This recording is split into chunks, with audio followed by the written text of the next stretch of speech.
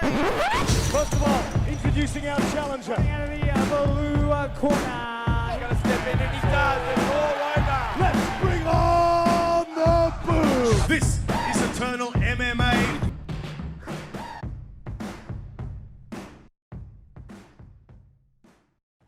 All right, welcome back to another episode of the Eternal Insiders Podcast. We're here today for a preview of the upcoming Eternal 95 card as Eternal MMA finally makes its first ever stop in Logan City in Queensland, headlined by John Martin Fraser versus Sebastian Temesi. I'm here, of course, with my main man in these segments, Matt Bones, here to talk about the fights upcoming back in the country after his little escapade overseas. Really enjoying doing these segments, man. We talk about the fights that are coming up and the fights that have been. We're here to talk about some good fights coming up with, like I said, heading to Logan City, Queensland for the very first time, which you will be at cage side commentating there, which I'm sure you're very excited about. But yeah, good to have you back here, man. It's been a few weeks we've done one of these. So I'm excited to get back into it. It's cool. Yeah, we were lining them up and knocking them down at the start of the year, weren't we? It was a really busy start for the year for Eternal MMA. I'm really excited to be up there in Logan, breaking fresh ground for the promotion in an area of Queensland which has really strong roots across all sporting codes. MMA, absolutely, with some of the big powerhouse gyms in Queensland based around there. Rugby league, Jonathan Thurston, Cameron Smith, guys like that, Herald from up there. And, it's a really proud part of Queensland. And I'm sure the supporters are going to come out in droves to support a really fun card that Eternal have turned up for this weekend. Yeah, I personally, we're both from Victoria, but I'm much less travelled than you are, sir. So I wasn't very familiar with the whole Logan City theme. Of course, we know the Fight Centre, of course, is based in Logan City, where a number of the boys from the Fight Centre will be competing on this upcoming card. Nate Law, who we'll talk about, he was one of the boys that called for a card to be there after one of his most recent wins his recent win for Eternal MMA, and we're finally going to Logan City. So very cool for everyone involved up there, of course, for the gym, for the fighters, and for the people that are mixed martial arts fans in largely turning up for this one. As we said, we've got John Martin Fraser versus Sebastian Temesi in the main event. Now, John Martin Fraser, of course, former two-time Eternal MMA middleweight champion, looking to get himself back into the win column after his most recent loss, in which he competed for the vacant middleweight championship against Darcy Vendy, who is now the holder of that belt, going up against Sebastian Temesi, like we said, who hasn't competed for about 4 years. So this is a very interesting fight for a number of reasons. But we know all about John Martin Fraser and what he's about.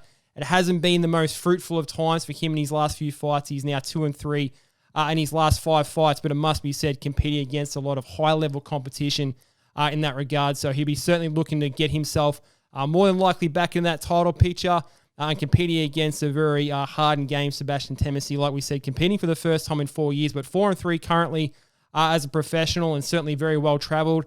You'll talk about this better than me, but he's certainly been around the traps and a very experienced judo competitor as well in his own right. So from an on-paper standpoint in terms of competitive match, knowing what John Martin Fraser's about with the big old paws that he's got going up against Sebastian Temesi's judo, we'll certainly see how this one shakes out. But the big theme in this one is, can John Martin Fraser get himself back into the win column? We know where he wants to be. He's talked about it in the past. He's made no secret that he wants to be on the international scene. He's 8-5 now as a pro.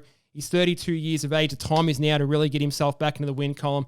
He'd be looking to use 2025 as a bit more of as a springboard to maybe get himself to double-digit wins and take one last shot at this, maybe get himself back into the Eternal middleweight title picture in the process. But the other side of that, can Sebastian Temesi, really upset the show here?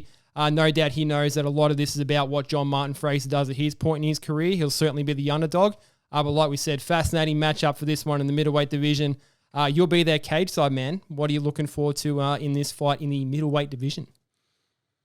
Yeah, it's a fun fight. John Martin Fraser, rightfully at the top of the card where he belongs, always so entertaining. It was interesting at the Vendy Myers fight. He was at the event and he was looking really trim. I suspected that he was staying close enough to the weight that he might be able to jump in should something happen to that fight. So obviously super motivated to get back to the top, and with the future uncertain with Darcy Vindy as to what lies in store for the current champ, where and when he will be going will be revealed soon enough. But maybe some room up the top there for a couple of guys to jostle for a bit of elbow room to reclaim the bout.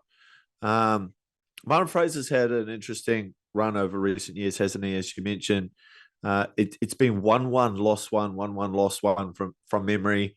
So just hasn't been able to stick a couple together. But this represents a really good opportunity for him, and one that I think plays into his strengths absolutely. A lot's been made of Temesi's judo. I've done a bit of sparring with him a long time ago. This guy's a veteran. He hasn't fought for a while. I actually bumped into him. I was in far north Queensland up in Cairns for the punch-ons recently, and bumped into him in the crowd, and he was looking fit. He didn't let slip to me that he was going to be on this card, but he's obviously been training hard, and he's looking good. He's been around for ever and a day. Just has had quite long breaks often between his fights, and if I remember the last time he fought, I believe it was a TKO loss, but he was doing really well in that fight, and he may have got an injury to his face, like his jaw or something. It was an awkward finish where it finished on the feet, and the referee kind of stopped in, but it looked like there was something wrong with his jaw or his teeth. So perhaps he needed the time off. A lot's been made of his judo, right? And quite rightfully, Oceanic champ, 10-time national champ, used to train with Dan Kelly, the former UFC middleweight, and guys like Duke Didier and Ben Sassoli used to corner him. He's got absolutely no judo whatsoever, but he's part of that outfit, that strong contingent of Victorian based guys that used to train out of Resilience back in the day. Jimmy Coote was there, Jake Matthews was there. They were all fighting out of that hub, and Temesi was there the whole way through. When he fights, you don't often see a lot of that judo come through. He's got it, but he just loves to punch on, which is great news for us as fans for this weekend, because whenever you put two big middleweights who both absolutely froth at the mouth at the opportunity of putting 4 ounce leather on the other bloke, then you're in for a good night. Temesi loves to load up on big shots. He's got a great left hook, and his straight right hands has got some power behind it too. And he'll be looking to get him out of there early, I think. And when Temesi does get buzzed, sometimes you'll see him go back to that wrestling. But Martin Fraser certainly won't want to be chest to chest, but I wouldn't be surprised if we see this play out as a bit of a striking match for as long as it lasts. Yeah, it's interesting you mentioned that about having that judo background and not necessarily wanting to rely on that. I mean, we've seen Temesi compete just the one time for Eternal MMA, and that was against current UFC middleweight Jacob Malkoon. Interestingly enough, that he went to decision with back at Eternal 48. I think I had that written down somewhere. It was Eternal. It was in the 40s. It was 48. Just taking a look at the notes there. In which a fight where, look, he was outclassed, but look, he still, he had his moments in there, but did not look to use the grappling there. We know all about Jacob Malkoon and, how well versed a mixed martial arts practitioner and how good a striker he is. But certainly hung in there with him for the 3 rounds. But did not go to that grappling. So it'll be interesting to see if that's something that he looks to employ in this fight against John Martin Fraser. But you're right. Looking at his fights, he does look like a guy that likes to bang, looks to throw down. But John Martin Fraser, he loves to use these big boys as well. So it's one of these things. I feel like we talked about John Martin Fraser with any number of his fights where could go a full 5 rounds, and we see something like crazy over that 5 rounds, or it could be done in one. All bets are on as far as that's concerned. But like we said, big thing here is, can John Martin Fraser get himself back into the win column and make this late run in terms of his career? I've got no idea what Sebastian Temesi wants to do as far as his pro mixed martial arts career, but if he comes away with the win, I guess we'll find out once he gets himself on the mic. So keep your eyes on that one for that fight, which will be the last one of the night in the main event. Now, one of the fights that's got the biggest spotlight on it for this one is the co-main event, and that's Nate Law versus Sam Miles. Now, a couple of reasons for that one there, why there is such a spotlight on this one. Nate Law, a 3-0 fighter, of course, training out of the Fight Center in Logan City, where Eternal MMA is heading for Eternal 95. Originally born in New Zealand, of course, Nate Law, but living and training at the Fight Center, literally got himself a caravan park right at the back there at the Fight Centre. I had him on the podcast recently to talk about this fight coming up, and a lot of hype around Nate Law, and rightfully so. 3-0 to start his career, like we said. All three of those fights have come by first round knockout. So we know he's a finisher. We know he's got the goods. Had a small amateur career there too, but he was finishing guys in the amateurs. He's continued that run of form up into the pro ranks now. He spends a bit of his time at City Kickboxing. He was one of the training partners for Israel Adesanya at a point. I think Dan Hooker was one of the guys that originally brought him into the fold as far as getting his first MMA chops after he started as a kickboxer. And that's an interesting tidbit for me because I look at a guy like Nate Law and I look at his style, and I talked to him a little bit about this on the pod. He reminds me so much of Dan Hooker in his movement and some of his stances and the way he kind of holds his hands and the way he sort of shifts his feet. You can really tell a guy like Dan Hooker's really rubbed off on him. So he's gotten the goods from City Kickboxing with the striking, brought that over to Australia and get himself some more opportunities to fight professionally now that he is with the Fight Centre and competing for Eternal MMA or competing at large here in Australia. Now, Sam Miles, 2-1, is who we'll be going against in the welterweight division. Sam Miles out of Absolute MMA down here in Victoria. Now, Eternal MMA fans will be more than familiar with Absolute MMA, given that, Farjack Jenkins, the chief man down there in the mixed martial arts scene. Of course, he was is our former featherweight champion around here. But a number of guys that are still competing for Eternal MMA that have been through the ranks recently, guys like Dylan Lahari, Alistair Volders that have come through the fold as well. Adnan Larry's another guy we'll talk about in the heavyweight division who'll be competing on this card as well. So bit of Victoria versus Queensland sort of going on. Sam Miles, originally a golfer, interestingly enough. He's coming over and making a run at this mixed martial arts thing. I asked Nate when he was on the program if he thinks that the pressure is going to be on him, given that it's a home game for him in front of his adopted city. Very interesting response in that he said that doesn't feel any of the pressure whatsoever. Any feelings of anxiety completely replaced by nothing but feelings of excitement, which to me represents a very would say experienced, but a very confident fighter at this stage of his career. And Sam Miles will be looking to sort of be the party spoiler for this one. Coming up from Victoria, bit of a different fighter compared to Nate Law. I know Sam is very much aware that this is sort of the coming out party for Nate Law in Logan City, so he'll be certainly looking to put his own stamp, insert himself into the welterweight division, take the thunder away from Nate Law, and really sort of put himself into contention there. So this one is one of those fights that's got a ton of shine on it, and rightfully so. Nate Law versus Sam Miles. What do you like about this one, my guy? It's both guys are coming into this one having gone through a little bit of fire in their last fights. Nate Law, obviously 3 finishes on the way to 3-0, but his last one didn't come easy from memory. Jeepers, I should write this stuff down. Mario Loga. He fought Mario Loga in his last one and was really up against it. Mario Loga took him down, was implementing his wrestling game quite well, coming out hard against Law to put him on the back foot, which is difficult against Nate Law, isn't it? He's, like you say, it was a really interesting comparison you made to Dan Hooker. I do see that. Of course, spends a lot of time in Southport, Nate Law, most of the time, and he's a good, strong left kicker from that position. But I think Sam Miles, and absolutely he would have, goes back and watches that fight. He'll take note of how easily Logan was able to get the fight to the ground. But Nate Law, he's a dog, and he managed to get back on top and finish that fight. So I had to walk through some fire, and that's what you want for a guy, a couple of fights into his pro career, character defining moment. And as a coach, knowing that your fighter can come through that and get the job done, that's a sign of that's a sign of promise. And what, is elevating him in people's estimation of his future in the sport, which sees him in the co-main event. Sam Miles, like you say, quite a different fighter. His last fight, you made the argument that he was probably ahead in that fight against Max Kelly, slipped over, pushing up against the cage, which led to a sequence where he had his back taken, and ended up with his first loss as a professional. Usually a really hard guy to put away by submission. Sam Miles, outside of camp, is is huge. Walks around really big for a middleweight. Him and Joey Luciano, when you see them walking around Victoria, they look like Bebob and Rocksteady from the Ninja Turtles. They're big old lumps of meat. You like that? I like it. Show my age there. Yeah. Sam Miles, good boxer. He's got very good hands, good amateur boxing pedigree.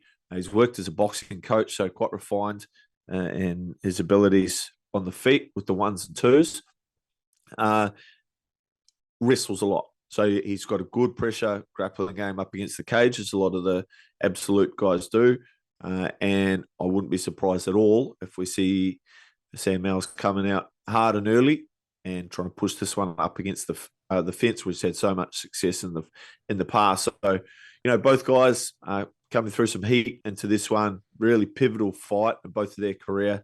A good strong win over Sam Miles will send Law into a round where he's, considered as, within reach of title opportunities. You'd have to feel, especially a good strong win, maybe another finish. 4 finishes would be hard to argue with the New Zealander. And Sam Miles, he's got the opportunity really to bounce back from that loss and get back to the kind of form that we know he's capable of and start climbing his way back up to the top. You also mentioned like the pressure of the situation. Nate Law, TFC is a huge gym, and it's like a mega gym. It's almost got its own postcode. And they bring huge amounts of support, whether at the MMA or the Muay Thai, the Tiddlywinks, they're there in numbers. And no matter what way you sell it, that comes with some pressure. It's got some good feeling about it too, having people cheering for you, all the rest of it.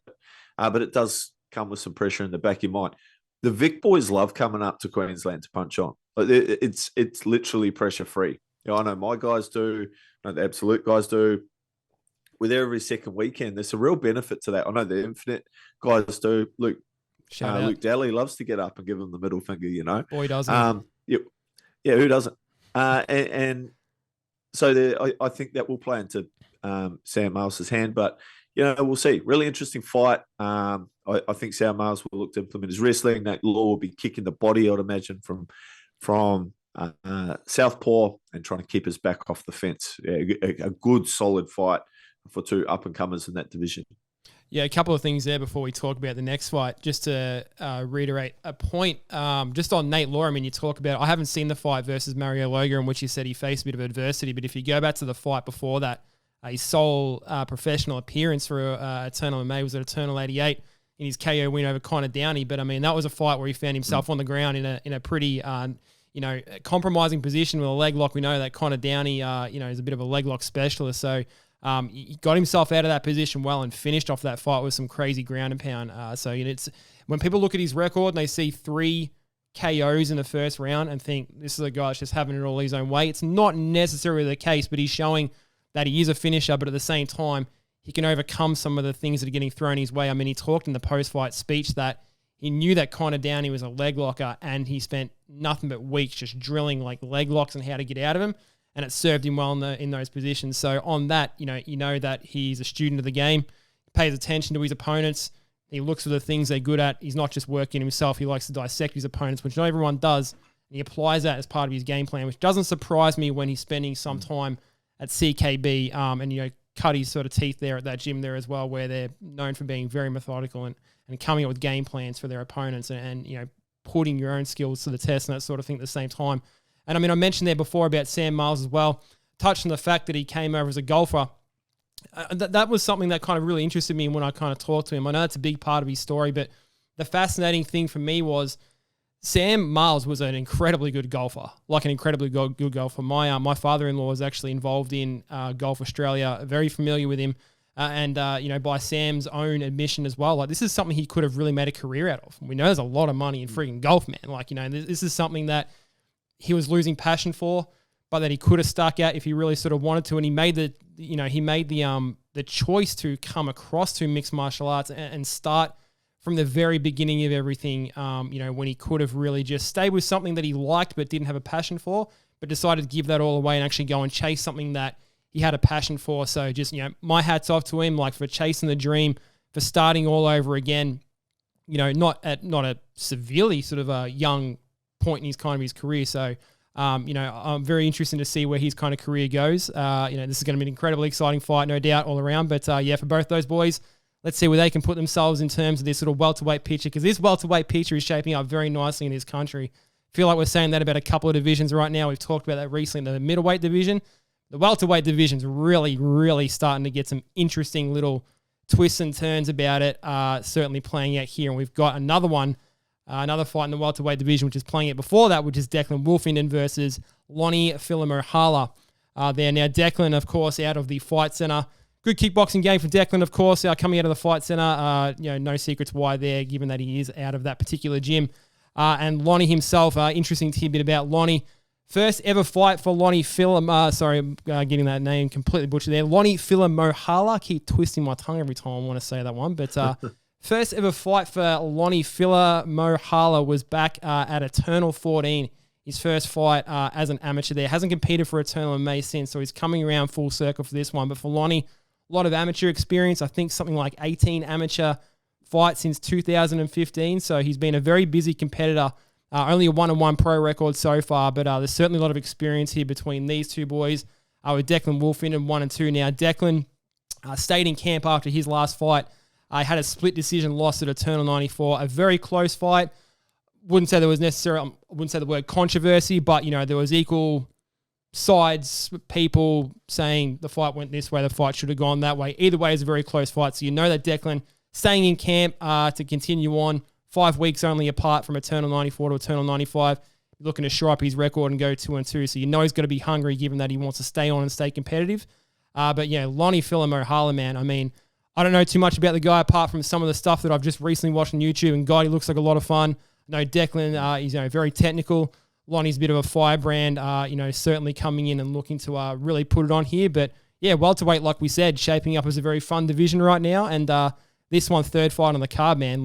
This is a bit of a sleeper here for what's potentially going to be a really cool fight.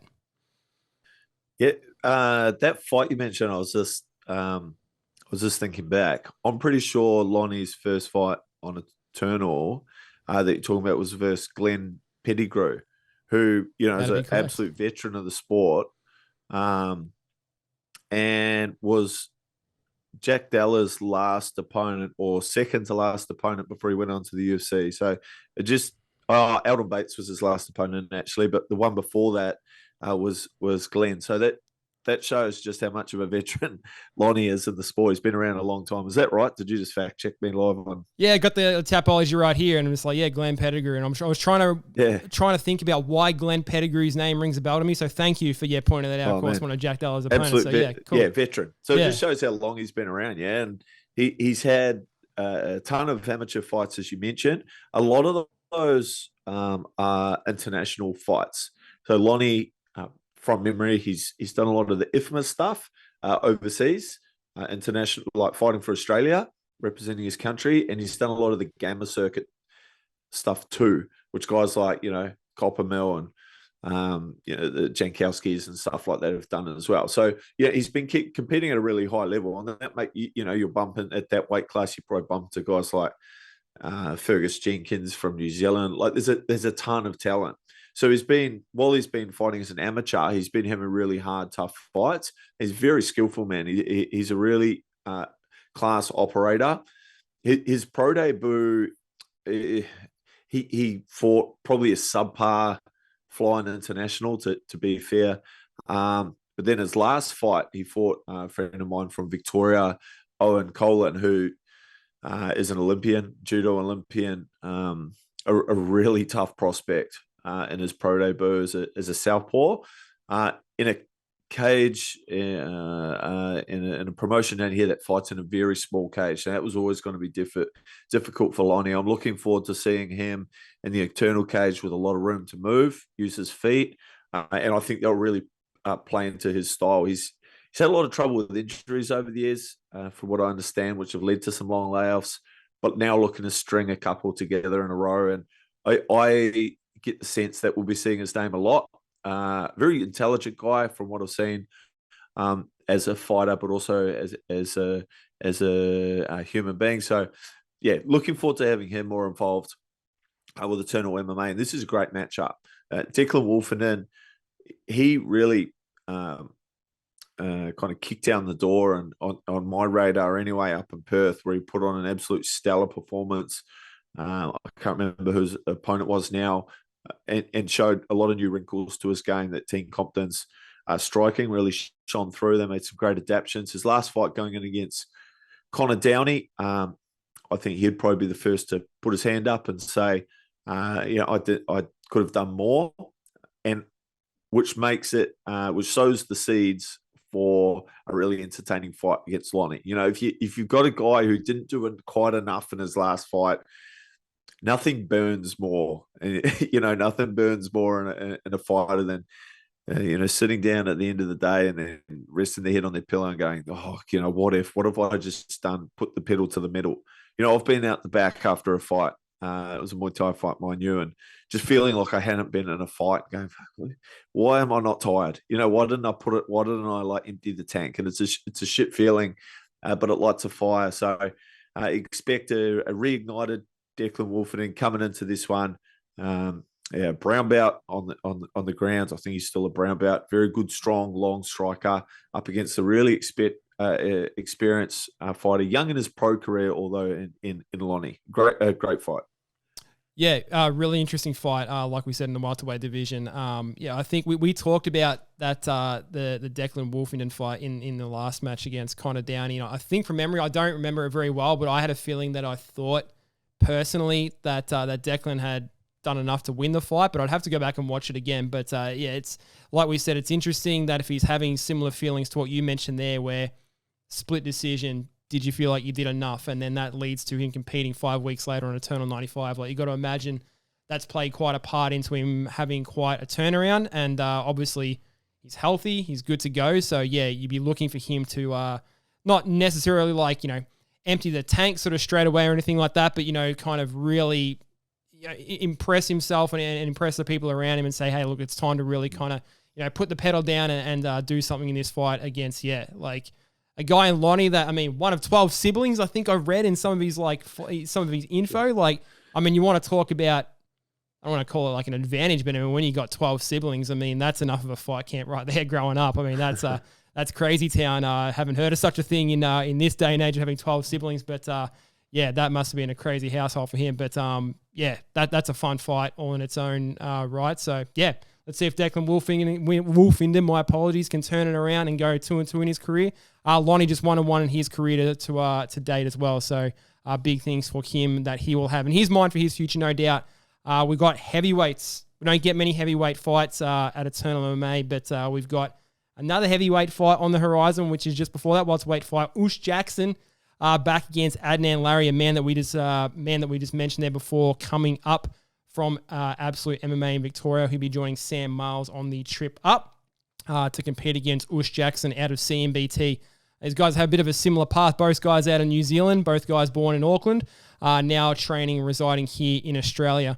Now, Ush, we've seen compete his last 3 times for Eternal. He came up short in his pro debut against Ken Villiamu at Eternal 90, but I was there for that fight. You were there for that fight.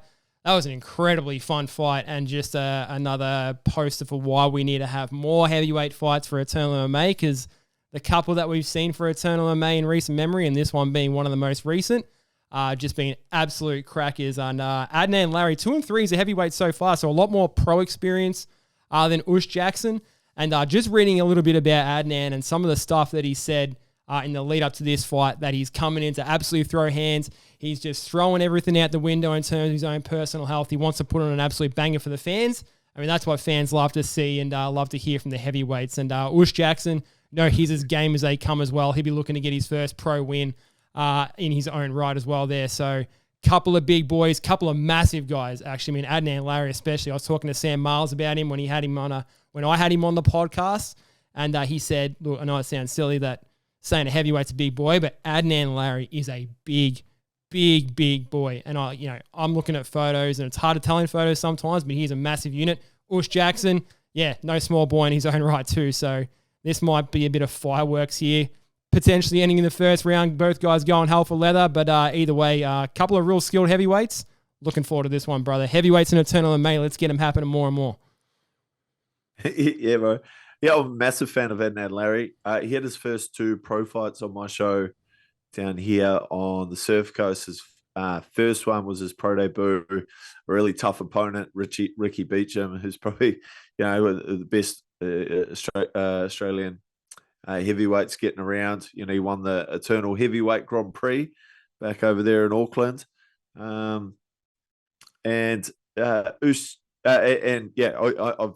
bumped into Adnan Larry around the traps. I really like him. He's a cool guy. Very good grappler. Had a really strong amateur career. I don't know if he was beaten as an amateur. Might have even gone 6-0 or something like that. But it has to be said, probably the shorter rounds. The shorter rounds probably suited his style. Like he said, he's going to come out swinging and dinging. He's the kind of guy that would, drive out to the middle of the Mojave Desert with quarter a tank of gas just because he likes to go fast, and not leave enough to turn around and come back, because he's kind of done that in a few of his fights. But it's fan-friendly stuff, and he's so skillful. What concerns me is that that could happen against Ush Jackson. What's impressed me about Ush is his ability to be athletic at that size and carry it over the course of 15 minutes. 13 and a half or whatever it was against Ken Viliamu. Those two fought at a clip, man, didn't they? That was like a really high work rate fight for some heavyweights. Ush Jackson, he's a good, strong kicker. Is very technical with his hands. Doesn't overload on too much, which allows him to carry himself forward and the later rounds. And I wouldn't be surprised if they set about working the body of Adnan Larry in this fight, just to see if they can kind of deplete the gas tank a little bit. Kind of like a Pokemon, like you just got to tire them out a little bit before you roll the red and white ball. And Adnan Larry, I wouldn't be surprised if he tries to get this one down to the mat and try and implement his grappling. He's got excellent grappling, great top pressure, but a fun fight and 2 characters. It's awesome that Ush gets to fight in front of his hometown there, adopted hometown over there in Queensland and Logan. No doubt they'll be tuning out and forced to support him and be lifting the roof off when those 2 come together. Yeah, no doubt about it. Very much looking forward to that fight. I mean, like I said, anytime you stack heavyweights on an Eternal MMA card, make sure you are tuning in, because it's nothing but fireworks every time we have them on there. I mean, Ush Jackson, like we said, against Ken Viliamu, he lost that fight, but I mean, you just touched on the kicks, and I mean, that actually takes me back, because sometimes when I'm watching the fights live, I don't remember them so well because I'm so in awe of everything going on. But yeah, Ush Jackson's kicks, man, I remember those. They were quick, they were fast. So that's something that Adnan Larry is going to have to certainly look out for. So it's a bit of a story of, will the experience in the pro ranks of Adnan carry out against a guy like Ush Jackson, or can Ush, get his first pro win in the heavyweight division, or as a pro in general? Exciting times for the heavyweights and for the guys at Logan City, like you said, Ush Jackson putting on for his fans. No doubt he's going to have a lot of fans in attendance because he's a very popular boy. I think we had Ush Jackson on Talking with T recently. Make sure you check that out on Eternal MMA's YouTube channel with MCT with Ush Jackson there. Talking about all things fighting. A couple of other guests that we've had on the pod. Not the pod, sorry. We're Talking with T, which are also coming out on Eternal MMA's YouTube. Make sure you check those out. We've got some action in the flyweight division going down the other end of the scale in terms of the weight classes. We've got Mitch McLaren versus Jesse Wynn, a couple of boys making their pro debuts. Now, I think Jesse was actually supposed to make his pro debut back in February, but I think his opponent was the one that potentially pulled out. But from what I know, he stayed in fight camp to get himself ready for this fight. So it's been a long road to sort of get here to this point for him. But he's certainly raring to go. And coming up against Mitch McLaren, a boy that's competed once or twice at least for Eternal MMA that I'm aware of. Mitch McLaren, brother of one Reese McLaren as well, who is a very well-versed martial artist in his own right. A bit of thunder and lightning for these boys, because Mitch Thunder McLaren and Reese Lightning McLaren. I didn't actually know that that was... I knew Reese Lightning McLaren, didn't know it was actually Mitch Thunder McLaren until I was doing a little bit of research earlier. So that's a fun little thing that those guys got going for them. Look for everything that these guys have got in terms of McLaren brothers with their excellent stand-up game. Nice sneaky submission game that Mitch has as well. I mean, I was checking out one of his fights back at Eternal 65 with a nice triangle choke win. Triangle, that's right. Yeah. Third round. Yeah. You got the brand new. I don't know how you remember this shit, bro. Like, I got to go and like research everything. You just got everything up here, man. I don't know how you do it. So I've got the internet in front of me here that helps me out with that. But yeah, he's got a nice sneaky submission game. Jesse, very game fighter in his own right. Like we said, looking to stay active in the gym, given that his pro debut was taken away from him back in February. So a couple of flyweights that are very much keen to go, look to get themselves their first pro win. No doubt going to be fireworks here for those. Always look forward to a flyweight fight just as much as a heavyweight fight. So we get the slobber knockers in the heavyweight division. We get the crazy skills that we see with the lighter weight classes. So Mitch McLaren versus Jesse Wynn to see who goes for a win in their first pro fight. What do you see? Awesome, man. This is a great fight. When I saw this one announced, I was licking my lips. Jesse Wynn, I'm a massive fan of this guy, bro. I've got to call quite a few of his fights, quite a few up in Perth. He's strung a really impressive amateur campaign together en route to his pro career. I think he only went down once, and that was a very, very close split decision loss against John Aielu. Yeah. Really talented footballer he was back in the day.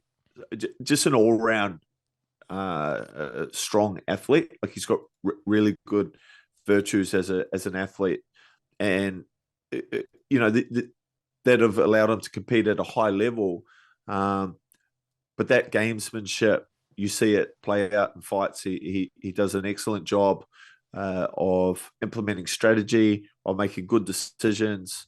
He's got excellent footwork, very strong boxing, and it's hard to pin down on the ground, which is an interesting proposition against McLaren, who's a submission threat. I think 50% of his wins or something to that effect are by way of submission.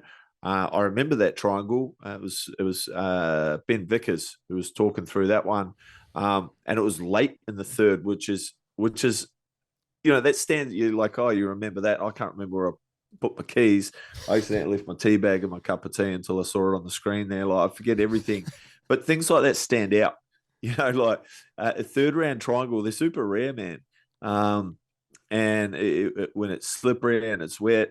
So that's impressive to me, especially as an amateur. And they're coming up into the pros. I expect to seeing more of the same from him. He's able to push a real pace, as McLaren. Kind of puts his pedal to the metal and keeps it there the whole way through the fight, and is constantly chucking up submission attempts. And that's tiring. It's tiring to have a guy constantly attack you with submissions and to have to constantly defend. So expect, especially at this weight class, a lot of scrambles between these two. Really exciting exchanges on the feet. McLaren fighting at a tribal MMA, I believe, same gym as Connor Birch, and who's one of my favourite strikers in Australia. So coming from that same system, and Reece McLaren, well, he's done it all overseas. Really accomplished Muay Thai fighter who cross codes. So man, really fun fight. Probably one of my favourite fights outside of the main event on this one. Yeah, hell yeah. I think, like, I've got a bit of a habit of saying, I'm really looking forward to this fight. I'm really looking forward to this fight. I think I should just start every pod that I do with, I'm really looking forward to this entire card. But I mean, when I see a McLaren name on a card being Mitch McLaren for this one here, because I am a fan of Reece McLaren, I do get a bit of butterflies in my stomach because, it's Jesse Wynn. I mean, you talk about what a gamer he is and the impressive record that he's strung together. And, the fire that must be inside of him right now, given that, he's had to be delayed for his pro fight. And going up against the McLaren brother, I mean, that's just like some fun little things in there that I'm really looking forward to. So when I say I'm really looking forward to this fight, genuinely, one of the, there's probably two fights in this card that I'm really, really super looking forward to. And this is definitely one of them. So yeah, Mitch McLaren, Jesse Wynn to see who takes out their first pro win. Keep your eyes out for that one, as well as you will be doing for the whole entire card. Now the card will be being kicked off with another fight in the welterweight division. We get Khan Diata stays on this card after he lost his original opponent in D. Samasoni due to an apparent injury. The call went out to see if anyone wanted to take on Khan Diata in short notice. And to no surprise, a lot of people said, fuck no, because I would probably do the exact same thing when it comes to taking on an absolute beast in Khan Diata on short notice. But we got Surapun Kanchari. Now, I'm probably butchering that name, and Chili, as he likes to go by. Good. Sounds good. Cool. All right, we're rolling with it. Surapun Kanchari, or Chili as he likes to be known by, looks to be a one-on-one pro fighter, a Muay Thai practitioner outside of mixed martial arts. Put his hand up and said, yep, throw me in there. Let's go up against Kandiata. So, where the balls might have been missing from some of the other guys, the balls are firmly in place for the Thai fighters coming in against a beast like Kandiata, who's on, a 3-fight winning streak now, 4-3 in his career. When we talk about win streaks with KOs in the first round, just like Nate Law, yeah, Kandiata put him right up there. I think he's on, 3 fights in his own with 3 finishes. Yeah, three first round finishes for Kandiata as well. And I think back, when I say I don't remember too many things in terms of fights that I've been watching in awe, I think back to Eternal 82 with those crazy elbows that he finished his opponent with. Were absolutely vicious. And what a way to turn his career around, because he started, 1-3 to start his pro career? So now to shore that up and go 4-3 and really, really establish himself as not only like a feared opponent, not only a guy that not a lot of people want to face, but someone that's really putting themselves in really good contention here in the welterweight division here in Australia. Of course, fighting out a scrappy MMA, it's no surprise how they breed him down there with those boys. But yeah, I'm just happy we got Kandiata still on the card, man, because it was in danger of not having him on there. So Surapun Kanchari, yeah. Ribbon to you, my fella, for coming in and stepping in on short notice. Can't talk too much about you in terms of what I know about you as a fighter, because I don't know anything about you, but what I know is you've got some big balls coming against Kandiata, man. So, yeah, what do you know, man? I know you know lots about Kandiata. Is there anything that you know more than me about Surapun Kanchari? Yeah, no stress if you don't, because I don't know too much about him. Yeah, a little bit, man. Look, Kandiata, he's become the main card starter, hasn't he? He's like... That's his spot. Yeah, it's like his portfolio. Yeah. He's like, nah, this is my spot, because he gets it started in highlight reel fashion. Kandiata and D. Samasoni, oh man, look, I'm sure that we'll get that one in the future. That's going to be such a fun fight. This card has been marred by a lot of pullouts from the top to the bottom, and a testament to the effort that Cam and Ben have been putting in behind the scenes to string and Robin, of course, to string these back together and still marry up some really good matchups. It's been really impressive. Shows the depth of the pool at Eternal MMA. And unfortunate that they've had to clear out half of the championship lounge for this one to make room for Chili Kanchali's nuts. Which you can, if you pay an extra $50, you can eat samosas off them or something, I'm sure, because this guy's got some big kahunas. Yeah, it's part of the gold package, yeah. Yeah, gold package, just, relax against one of his big testicles. And that comes from, I guarantee, Chili, who's one of the Muay Thai trainers at Fight World down there, who have got some real good guys like Albert Tour and stuff like that, if you're from the striking world. He's probably had 150 fights. He probably won't even look up Kandiata. It's just the Thai way. You go, oh yeah, it's, they grow up as kids fighting, week to week, and half the time they don't even bother looking up who they're fighting because it would get changed at the stadium anyway. So it's the Thai way. They don't ask you, what your wins and your losses are. They ask you how many fights you've had, and your heart is the measure of your career. The situations that took the fights under, the story behind them are more important than whether it was a win or a loss. And he'll come out swinging and dinging. You betcha. Kandiata comes from a Muay Thai background himself. His back's covered in sakyant, the traditional Buddhist prayer that's often inscribed in tattoo on a lot of the Muay Thai fighters, but people from all walks of life over there. So I know what I know of Kandiata. I think he'll go, all right, let's stand in the middle. Let's forget about all this jiu-jitsu nonsense. And let's have a Muay Thai fight in 4-ounce gloves, which is going to be good fun. It's going to be good fun going up against a Thai veteran who's still in pretty good nick, Chili, up there in front of his Fight World teammates and fans. It's going to be an entertaining way to start the main card on UFC Fight Pass. Yeah, one of 3 welterweight fights we're getting treated to on the main card. Like we said, just thank God we got Kandiata on there, staying in there with an opponent in that spot. Like you said, that's become firmly his spot, opening up the main card because he's so damn entertaining. Proved that across his entire career, but especially in his last 3 fights. So that was my other fight that I'm especially looking forward to, and that's for the Kandiata factor alone because he's just such a killer, man. But yeah, Surapun Kanchari, like we said, like absolute stud coming in on short notice. Very interesting insight in terms of how those guys from that Thai background treat how they come into these fights. Yeah, probably didn't look him up, just come in there and said, let's get it on. So let's see how they get it on in terms of opening up that UFC Fight Pass main card. Now, of course, we've got the prelims, which, we'll sprinkle a little bit on and, mention who we got going on there. I was going to mention at the top of the show that we have had a bit of breaking news in terms of some unfortunate pullouts or some fights that have fallen through. We have unfortunately lost Perry Smith in his fight with against John Aiello. We've lost Aiden Gould against his opponent in Tomislav Michevsky. Now, Aiden Gould, from what I know, was battling some pretty nasty staph. From what I'm told, and Perry Smith with an injury on fight week. So we've lost a couple of fights there on the prelims, which is unfortunate. Not too sure if they're coming together in terms of getting an opponent being matched up for this particular card. But word around the traps is potential. If we can't get them matched up, at least one of those fights might potentially get shifted to the next card for Eternal 96. So still keep an eye out for those boys. All the best to Perry Smith and Aiden Gould in their recoveries. But we've still got the likes of Max Davidson versus Joseph Bird there. Another fight which is incredibly entertaining on paper. Max Davidson at one point was ranked, I think, the number 1 featherweight. You've talked about this, number 1 featherweight in the country in the amateur ranks.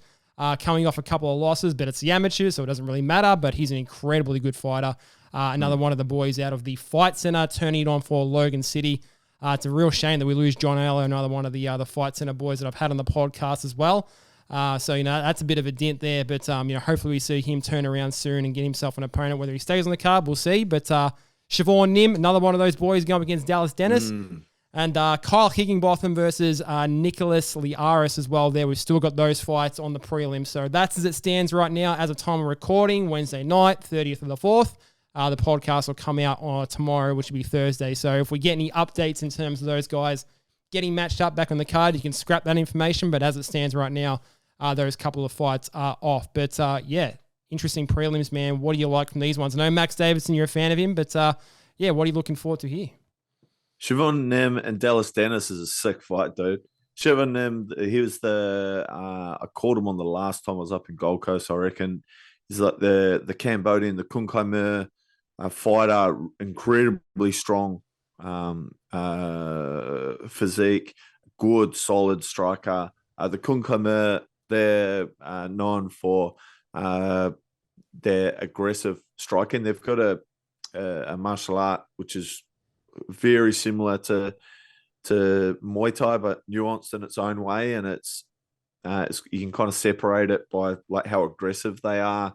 They love to throw big hard leg kicks and are very aggressive with their boxing. He looked really well refined, but he's a accomplished competition grappler. About 42 matches, a state medalist, and Dallas Dennis. He's become a regular up on those Gold Coast prelims and has shown some really exciting things lie in his future ahead as he starts to climb through the ranks. So when those two meet, I believe that one's at bantamweight. You want to strap yourselves in. That's a really fun matchup. Yeah, like we said, we did lose a couple of those fights, but keep your eye out. Like we said, we had Max Davidson on the podcast. Max Davidson, shout out, by the way. He was actually the first amateur that we've had on the Eternal Insiders podcast, which was very cool. We obviously had John Aiello too. So, shout out to those boys representing the Fight Center. If not on the card for Johnny Aiello, massive turnout for the boys in the Fight Center, which is what this card's all about for Eternal 95 as it makes its first ever stop in Logan City, Queensland. Very jealous I'm not going to be there to check that one out. But I'll have a nice comfy seat on the couch. You'll have a great seat cage side calling the fights. And get your tickets at eternalmma.com for this one. Or if it doesn't sell out at the time, show up and get your tickets at the door. Still some tickets available. But if you're not going, obviously live and exclusive on UFC Fight Pass for what's another cracking card for Eternal MMA. In a line of cracking cards we got coming up, this one is very interesting and fantastic to see for the fight fans of Logan City. Can't wait for this one, man. And as always, man, thanks very much for your time. We're going to jump back up in here and do it again in the aftermath and talk about who won, who lost, and all the good things to come out of Logan City for Eternal 95. I'm sure you're looking forward to being there. Sounds good, brother. Massive lineup of fights to come. I'll be enjoying some of them from overseas as I head over there for work for a month or so. So this will be my last one on a home turf for a little while.